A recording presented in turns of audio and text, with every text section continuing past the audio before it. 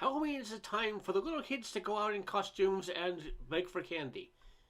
At least until it gets dark. Trick or Treat, Sweetheart, by Erma Bombeck.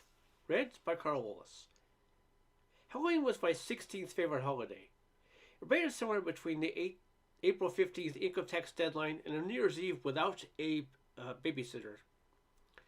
My husband and I readied for beggar's night a full week before.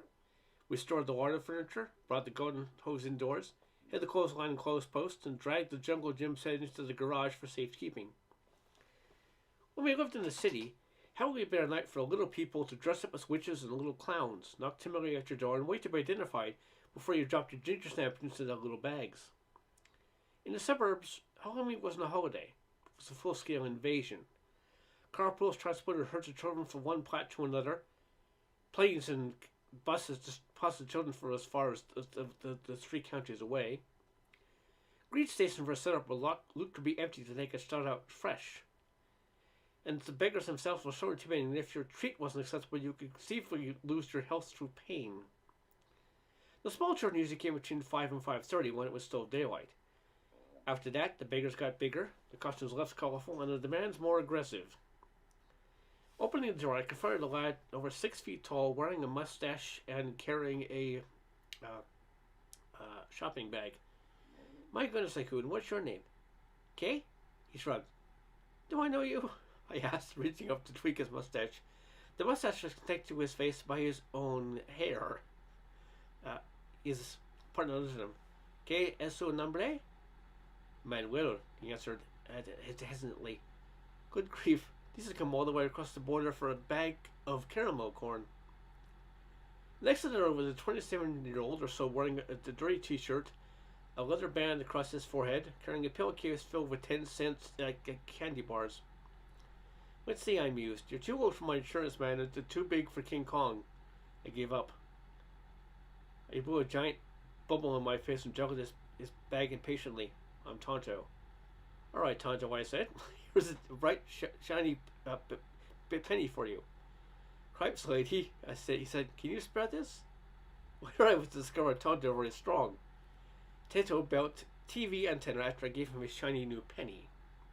Mentally, I began to draw up a list of rules and regulations that would give Halloween back to the little children.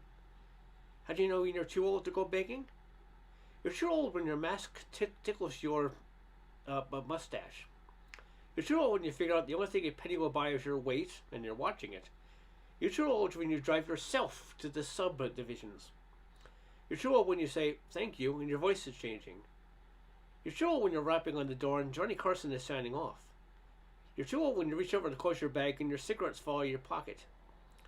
You're too old when you have a sign in your bag that reads personal checks accepted. And you're too old when the lady of the house turns you on more than a candy apple she just gave you.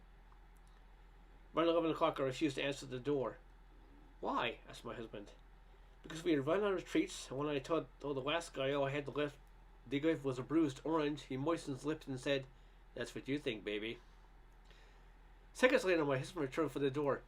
"Quick, give me some treats." "I told you I don't have anything left. The fridge is cleaned out. So with the snacks." "What would you think it would do if I offered them a raw potato?"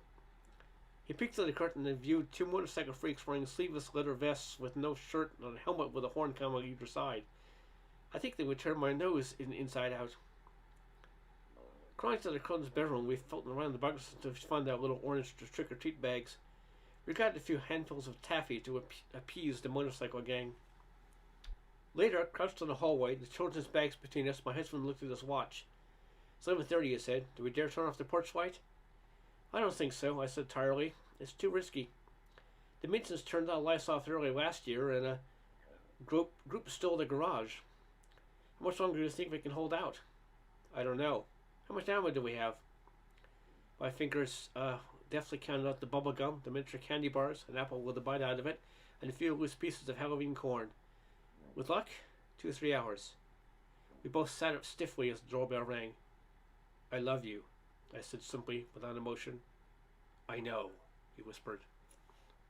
The end.